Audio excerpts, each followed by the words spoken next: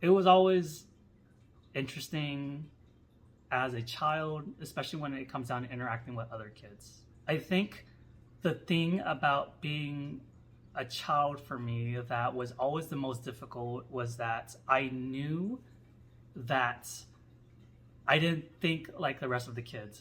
And I feel like that's such a blanketed statement because if you're a teenager, of course you don't know. Of course, you're not going to fit in immediately. If you're, especially elementary school kids, you're not going to fit in. What does that even mean at that point, right? I knew at a very early age that the things that made most kids happy didn't make me happy, and what brought them joy didn't really bring me joy, but it was always fun for me to kind of just watch and just observe them doing what they wanted to do.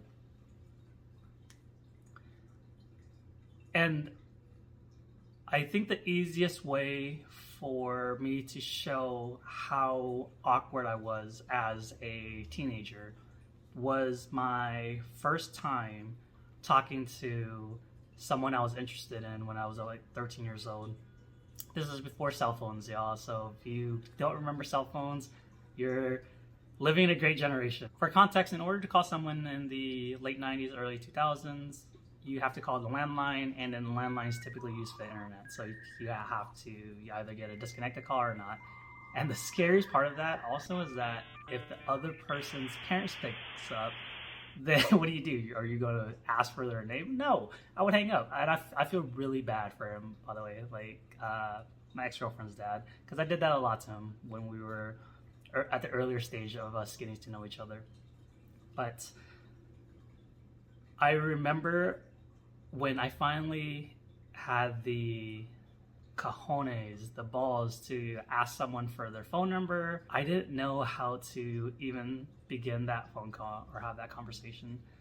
I remember taking out a blank sheet of paper and writing a web graph of the entire conversation. If I start off with this question, then she can respond with this answer, this answer, this answer. And if she responds with that answer, then it leads to all these other potential questions or all these potential ways that the conversation could go.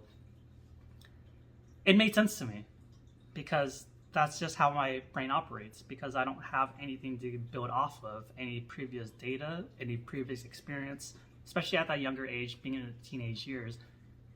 That's how I operated. I remember creating a 3-page spreadsheet as to the type of conversation we would have.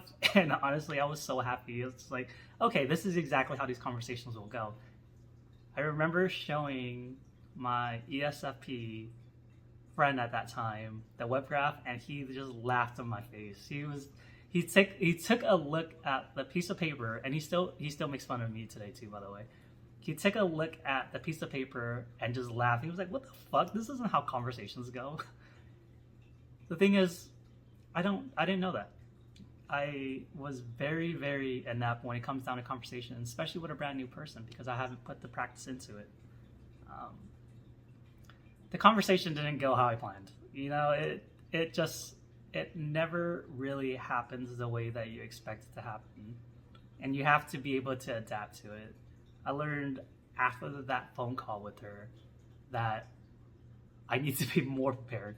Not that web graphs don't work, it's that there are a lot when it comes down to social normities and conversations that I haven't been prepared for, that I need to learn in order for me to achieve the goal that I wanted. And it was at that time being in a relationship with this person. One of the things that I learned very early on is that when I was younger, I was able to just figure out puzzles that most of my siblings couldn't figure out. And I always thought that they would give it to me just to make me feel better because they knew that I enjoyed figuring out those puzzles. But recently, when I talked to my older brother, who's in his 40s and I'm in my mid-30s right now, he told me that he just could never figure out the answers, and he just gave me the puzzles because he knew I would figure out the answers. I think the easiest example as to what I'm talking about are those puzzle games where it's a 3x3 block. 8 of those tiles are like movable, and there's one open piece so that you can only move one tile at a time in order to create an image. in order for you to kind of create the image, you'll only move one tile at a time, and then, you know, like it's order of operations. You have to do this in order to do this, so you can move this piece so that all these pieces fit together. I was great at those things. And then that's kind of how I imagined my brain to work, because that's something that I've been doing my entire life, and I wasn't aware that I've been doing that. In my elementary school, they only gave one award every year called the Citizenship Award, and it was for only one student every year, and I won that award every year from 1st to 5th grade. The thing was, I never felt like I deserved it because I wasn't a popular kid. I saved all the awards, and they kept saying that I received my awards because of my leadership ability. I don't know what that meant. I never saw myself as a leader. Anytime there was an issue, I would just get it done.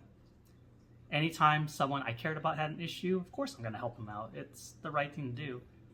And anytime I saw someone work on a project that might potentially affect me and they weren't doing it right, yeah, I'm going to chime in.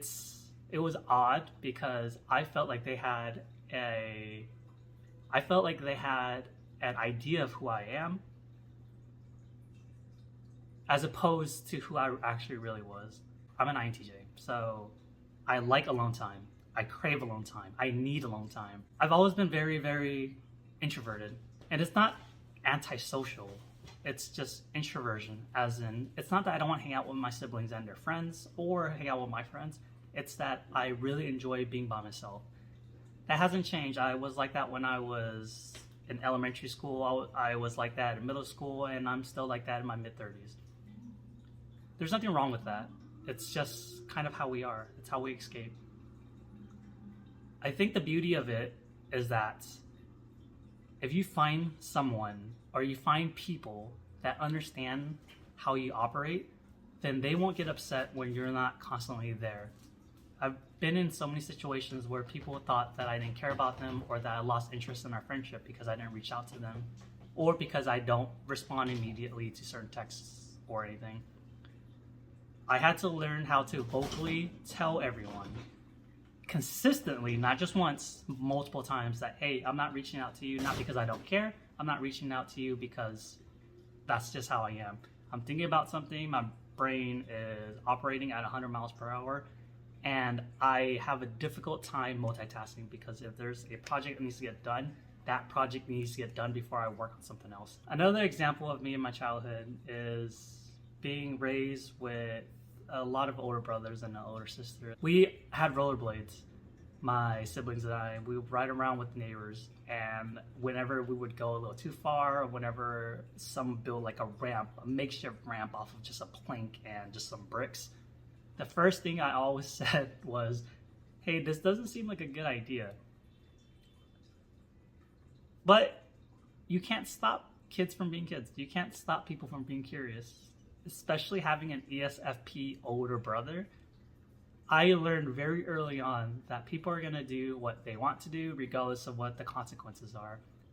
I also learned that there are people out there who are unaware of consequences, because that's not something that crosses their mind whenever they make a decision. My siblings would go out and play with like the neighborhood, like everyone in the neighborhood.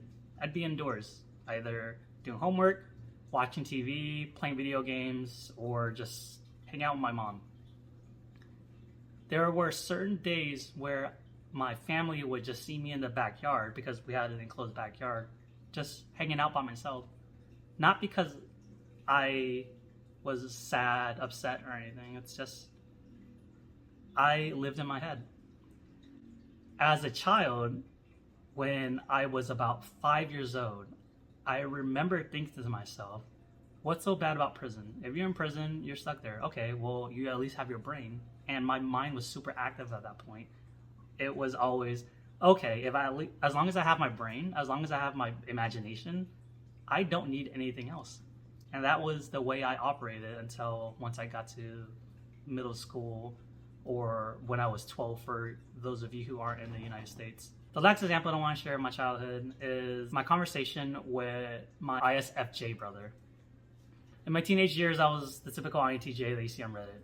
Edgelord, think I know everything, and just very confrontational for no reason. I have an older brother who is an ISFJ, And he has consistently told me throughout my life that I'm very harsh with my words, that it's not necessarily what I say, but how I say it. And I've consistently upset him because of the tone at which I deliver my message. It never really clicked in my head until I got to my mid-20s, and then whenever I'm around my nieces who were adolescents at that age, he was right. He was completely right. I thought that the truth mattered overall. Even with context, even if your truth is absolute and there's no way to dispute it, that doesn't mean that you need to voice it. And if you decide to voice it, then there's a proper way of doing it. Figuring out how the audience appreciates receiving information. That wasn't that issue wasn't specific only to my brother. It was specific to a lot of my friends. I have been pulled to the side by multiple people in my life telling me that, hey, you need to chill out because you're just being rude at this point. I think my advice to the younger INTJs that are watching this is that just learn. The truth doesn't matter if no one believes you. Also, truth can be distorted, as in not everyone cares about the truth. And you can't make people care if they don't want to care about it. If they want to live in their imaginary life or live in a warped reality, you're going to have to accept that. And if you don't accept it, you have to accept that whatever feedback that you provide them is open to scrutiny. And if they call you out on it, that's technically your fault, because if it's unsolicited advice, then it's unsolicited.